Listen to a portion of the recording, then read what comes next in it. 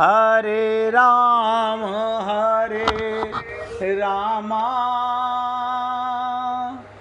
राम राम हरे हरे, हरे कृष्ण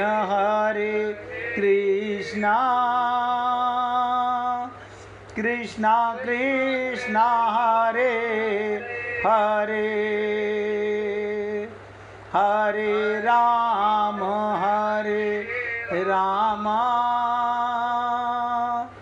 राम राम हरे हरे, हरे कृष्ण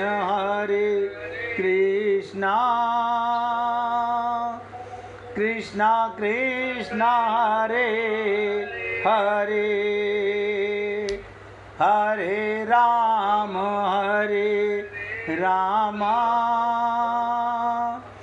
राम राम हरे हरे। सभी पुण्य आत्मा पूरी एकाग्रता के साथ एक एक शब्द को हृदयंगम करके बहुत गहराई से गीता के चौथे अध्याय का 40वां श्लोक, इसमें केवल 42 श्लोक हैं चौथे अध्याय में। इसके बाद 5वें अध्याय की शुरुआत करेंगे। नरेंद्र भाई मोबाइल की आवाज़ बंद कर लेना। 40वें श्लोक में भगवान क्या बताना चाहते हैं? जो व्यक्ति ज्ञान प्राप्ति का अपात्र है, क्या बताओ? जो ज्ञान प्राप्ति का अपात्र है, ऐसे विवेकहीन संशयात्मा मनुष्य की, जो व्यक्ति अपने गुरु के प्रति, भगवान के प्रति संशय मन में लाता हो। भगवान आगे के श्लोक में उसकी घोर निंदा कर रहे हैं। हाँ, पर हम लोग सोचें, हमारा अपने गुरु के प्रति, भगवान के प्रति कितना समर्पण है, कितनी श्रद्धा, कितना विश्वास है। ज्ञान यहीं पर टिका हुआ है। हम श्रद्धा विश्वास करते नहीं, ज्ञान हमें मिलता नहीं। हम काया और माया में लिप्त रहते हैं। तो क्या कहते हैं भगवान? अज्ञा च अस्त्र सिद्धानि संशयात्मा विनश्यति, न अयम लोक अस्ति न परो न सुखम संशयात्मना। क्या कहते हैं भगवान? विवेकहीन। अब आप सोचिएगा, जिसका विवेक नहीं जागा,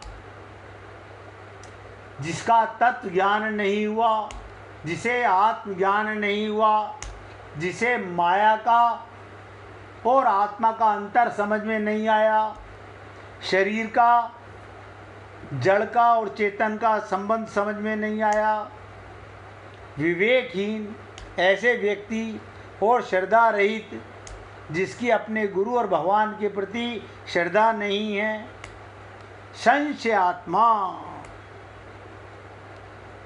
क्या बताओ? उसके मन में संशय बना रहता है, संशय बना रहता है। पता नहीं, हम पंडित जी के कहने से सुबह से शाम तक भूखे तो रहते हैं, उपवास तो करते हैं, हमारी मन्नतें पूरी होंगी कि नहीं? वो कोई उपवास नहीं करते, सब बकवास करते हैं। भूखे रहना उपवास नहीं, भगवान के पास रहना, भूख का ना लगना उपवास है। बहुत ध्यान से समझो। संशय आत्मा मनुष्य का पतन हो जाता है। ऐसे व्यक्ति का 100% पतन होता है। और ऐसे संशय आत्मा मनुष्य के लिए ना तो ये लोक हितकारी है और ना परलोक हितकारी है। ना वो इस लोक में परम शांति को प्राप्त होता है, ना परलोक में जाकर के, और ना सुख ही प्राप्त कर पाता है। आप सोचिएगा, ऐसा जीव, संशय आत्मा व्यक्ति, मंदिर जाते हैं, हाँ जाते हैं, मन में नहीं, आप बोल तो दिया है भगवान जी से, देखो उम्मीद तो है मान लेंगे, क्योंकि हमने बार बार 4 नोट 500 के दिखा के भगवान जी को तब गुल्लक में डाले थे।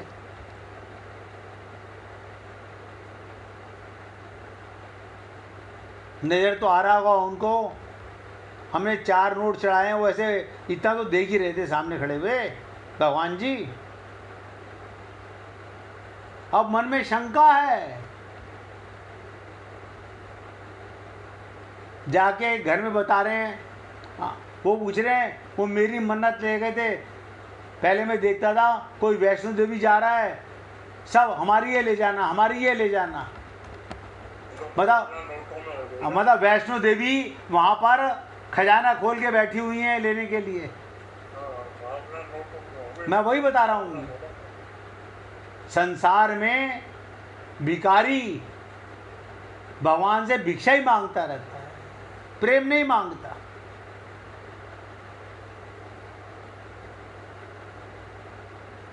अब आप सोचिएगा, जिसका विवेक नहीं जागा वो 100% समझ ले कि मेरे अंदर अभी गुरु और भगवान के प्रति श्रद्धा नहीं है, अज्ञान में श्रद्धा है, शरीर में श्रद्धा है, शरीर के संबंध में हम मर जाएंगे, मिट जाएंगे,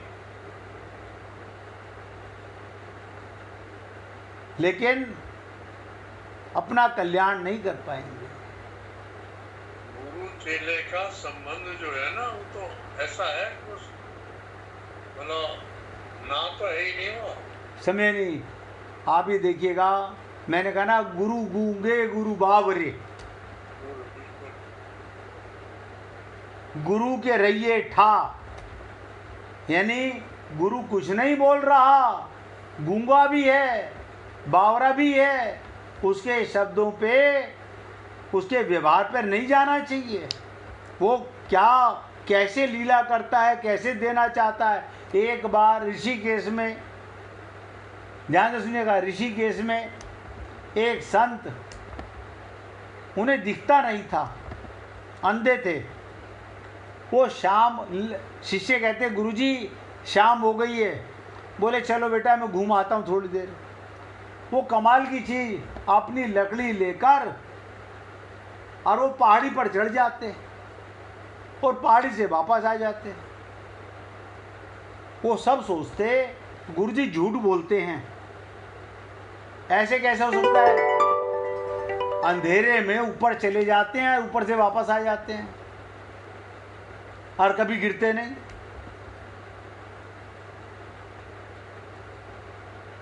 तो एक दिन एक शिष्य बोला, गुरुजी मैं चलूँ आपके साथ। बाकी शिष्यों से बोला, आज मैं देखता हूँ गुरुजी जाते भी हैं या झूठ बोलते हैं। अब गुरुजी चढ़ रहे हैं पहाड़ी पर, शिष्य भी साथ साथ चढ़ रहा है। शिष्य बार बार कह रहा है, गुरुजी थोड़ा सा राइट हो जाइए, इधर नीचे खाई है, थोड़ा लेफ्ट हो जाइए, ये पेड़ से टकरा जाएंगे। अब ऐसे ही वापसी में आते हुए कई बार गुरु को हाथ पकड़ रहा है, गुरुजी आप खाई में गिर जाते हैं अभी। आखिरकार जब नीचे प्लेन रोड पर आ गए तो गुरुजी से पूछा, गुरुजी आज तो मैं आपके साथ आया था, ये रोज आपको कौन बचाता है। बोले आज तू बचाने आया, रोज वो बचाने आता है, वो ऊपर लेके जाता है और ऊपर से मुझे साथ लेके आता है। आज तेरे चक्कर में उसने कहा आज बचाने वाला बाहर ही मौजूद है तो अंदर वाला नहीं जागा। तब ये गुरु के शब्दों को पकड़ पाना कहत कठिन समझत कठिन। अब बहुत ध्यान से सुनिएगा, भगवान श्री कृष्ण गीता के 4थे अध्याय के 40वें श्लोक में क्या बोलने जा रहे हैं। जिस पुरुष का, यानी जिस जीव का, आप हम लोगों का विवेक अभी जागृत नहीं हुआ है। जीव और आत्मा में यही अंतर है। जीव का विवेक नहीं जागता, आत्मज्ञान का विवेक जाग जाता है, उसे तत्व ज्ञान हो जाता है। जीव बार बार संसार में आता है और बार बार संसार से जाता है। आत्मज्ञान होने के बाद ये जीव 84 लाख योनियों से सदा के लिए मुक्त हो जाता है, सदा के लिए। तो भगवान कह रहे हैं जिस पुरुष का विवेक अभी तक जागृत नहीं हुआ है तथा जितना विवेक जागृत हुआ है उसको महत्व नहीं देता, और साथ ही जो अश्रद्धालु है सत्संग तो सुनता है लेकिन पूर्ण श्रद्धा नहीं है, एकलव्य गुरु की मूर्ति बना करके धनुर्विद्या में पारंगत हो गया,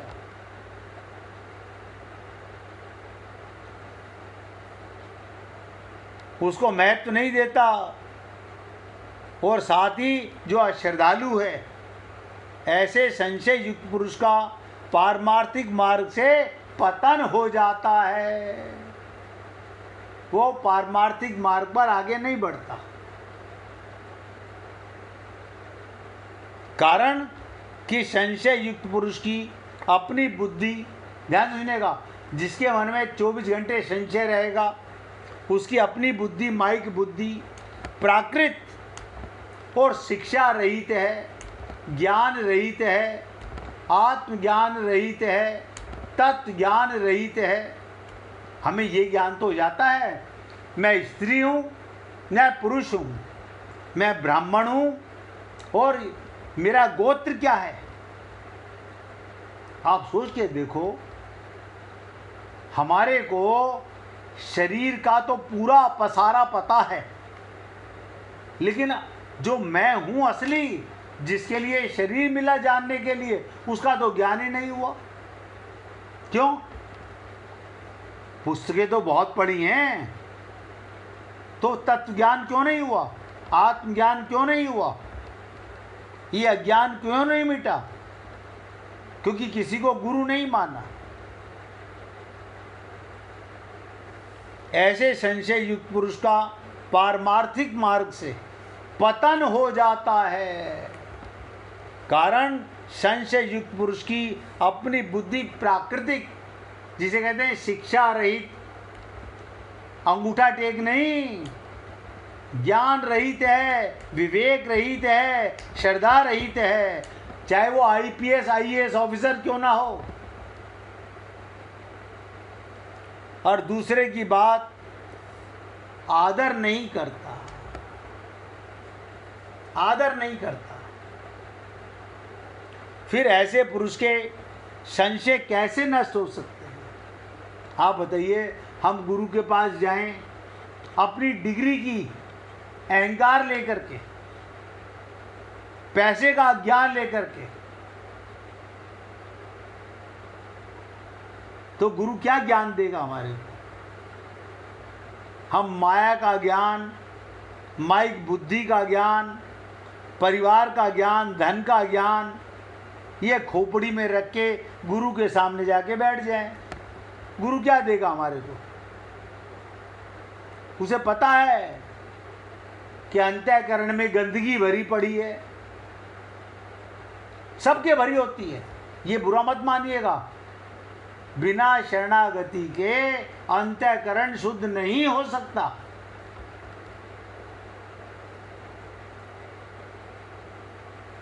वो गुरु की बात सुन लेगा, आदर नहीं करेगा। फिर ऐसे पुरुष को संशय कैसे नष्ट हो सकते हैं? और संशय नष्ट हुए बिना उसकी उन्नति कैसे हो सकती है? उसकी उन्नति कैसे हो सकती है, आप सोचिएगा। अलग अलग बातों को सुनने से ठीक है, ये ठीक है, वो क्या मन में घुसता है, ये बात तो गुरुजी ने आज बहुत बढ़िया कही है, आज यहाँ पर मज़ा नहीं आया, मतलब गुरुजी फेल भी हो गए, गुरुजी पास भी हो गए। हमारे मन पसंद की बात गुरुजी करें तो गुरुजी पास, और हमारे मनपसंद की बात गुरुजी ना करें तो गुरुजी फेल।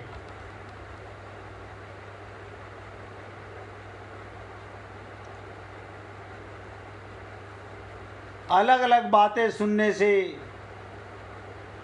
ध्यान से सुनो, अलग अलग बातें क्या मतलब, बहुत सारे संतों को सुनने से खोपड़ी भटकने लगती है। ये सही है कि ये सही है, ये सही है कि ये सही है।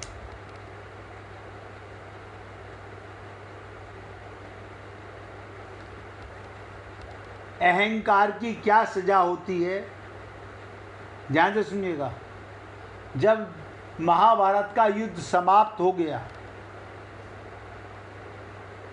युद्ध के बाद, युद्ध समाप्त होने के बाद द्रोणाचार्य गुरु का पुत्र अश्वत्थामा, उसने रोते हुए भगवान श्री कृष्ण से पूछा, क्या पूछा, कि मेरे पिता सबसे बड़े गुरु थे। बहुत ध्यान से सुनो, युद्ध समाप्त हो गया, द्रोणाचार्य के पुत्र अश्वत्थामा ने रोते हुए कृष्ण से पूछा, मेरे पिता सबसे बड़े गुरु थे, फिर भी छल से मारे गए, क्या उनका ज्ञान व्यर्थ था? अरे प्रश्न किससे कर रहा है? भगवान श्री कृष्ण से। भगवान श्री कृष्ण ने कठोर सत्य कहा।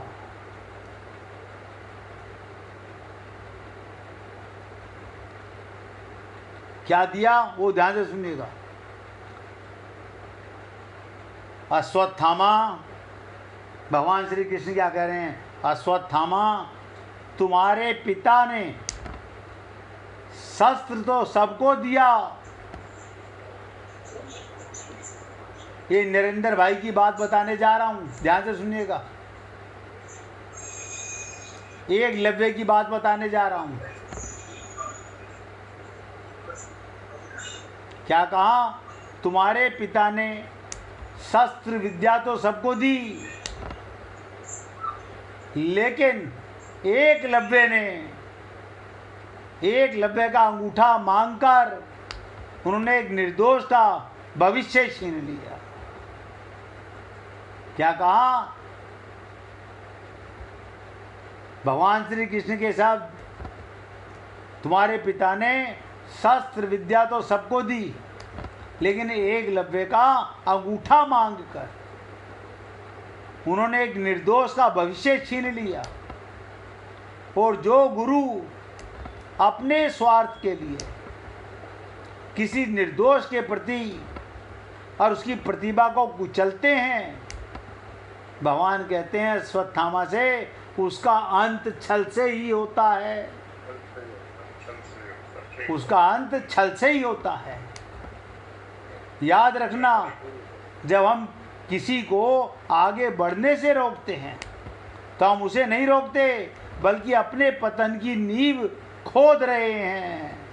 और वो पतन एक दिन हमारे सामने आकर पूछता है, गुरुवर आपने उस दिन अंगूठा क्यों मांगा? आप सोचिएगा। यानी अश्वत्थामा ने पूछा और नरेंद्र भाई ने एकलव्य की बात कही, इसलिए मैंने कहा वो बात बताऊं जिसको आप भी सुन के ताज्जुब करेंगे कि द्रोणाचार्य की मृत्यु का कारण क्या था, उसे छल से क्यों मारा गया।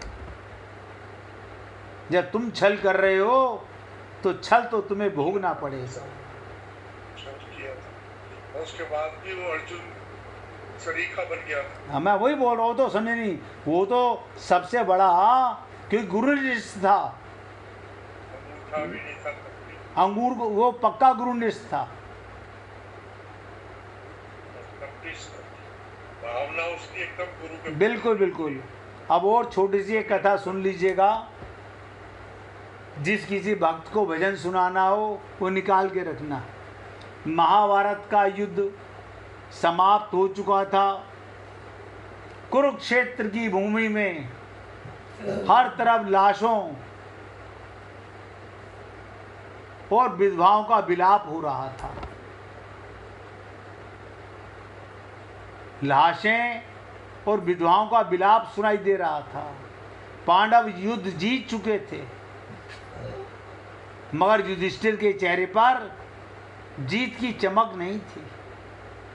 कृष्ण ने कहा, राजन, तुम तो जीत गए, अधर्म का नाश हुआ, धर्म की स्थापना हुई। फिर ऐसे ऐतिहासिक विजय पर ये तुम्हारी आंख में आंसू क्यों? ध्यान से सुनिएगा। युधिष्ठिर बोले, केशव, सारे अपने मारे गए, आखिरी अंश अभिमन्यु भी नहीं रहा। जब तख्त पर बैठने वाले ही नहीं रहे तो इस सिंहासन का क्या करूंगा मैं बैठकर? अब आप सोचिएगा, आज भी जिंदगी के कुरुक्षेत्र में हमारा, मैंने जिसमें सबसे पहले आज से 22 साल पहले महाभारत ही सुनाया था सबसे पहले, आज भी जिंदगी के कुरुक्षेत्र में हम वही गलती दोहरा रहे हैं। क्या? बैंक बैलेंस बढ़ाने के चक्कर में हमने अपनी सुकून की नींद बेच दी।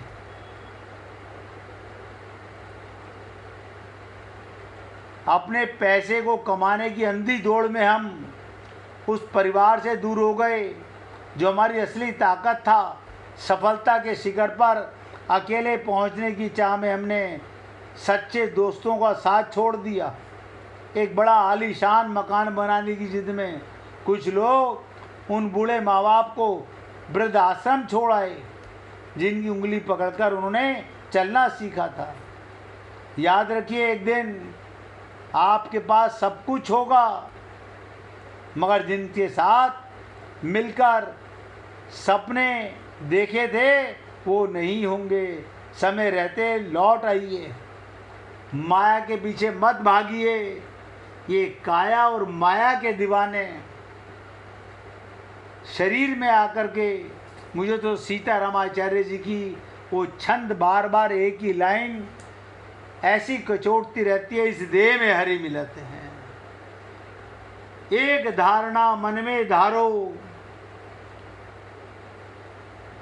कि मेरे को गिरधर कैसे मिलेंगे।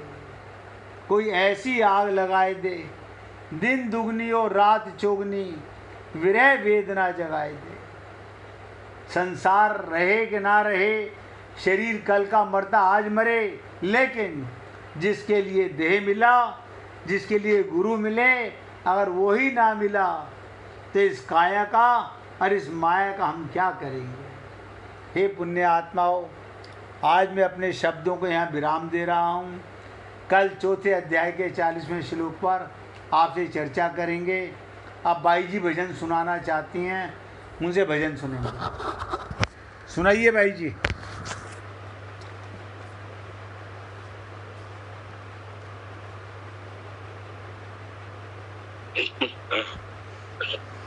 सुनाइए भाई ये। पावन की सबको बधाई, श्री राधे रानी झूलन को आई। सावन की सबको बधाई, श्री राधे रानी झूलन को आई। झूलन को आई श्री जी, झूलन को आई।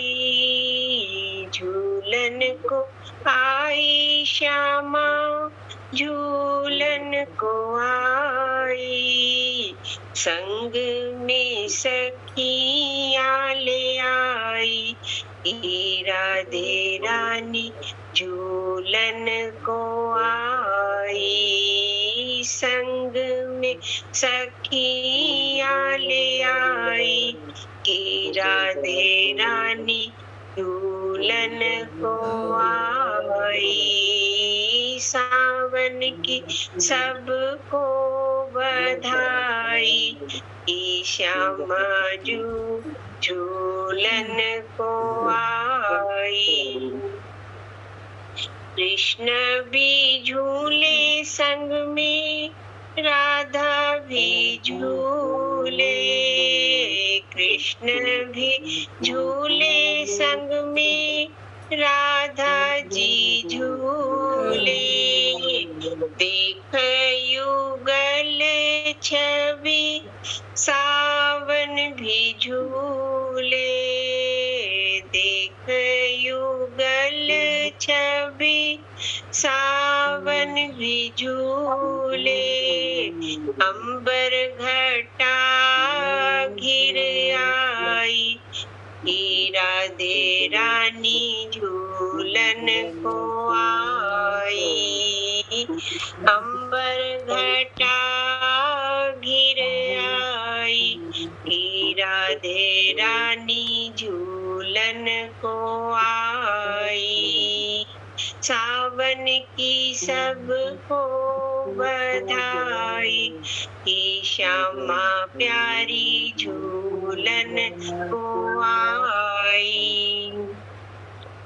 अमुआ की डाली शोभा है न्यारी, अमुआ की डाली शोभा है न्यारी।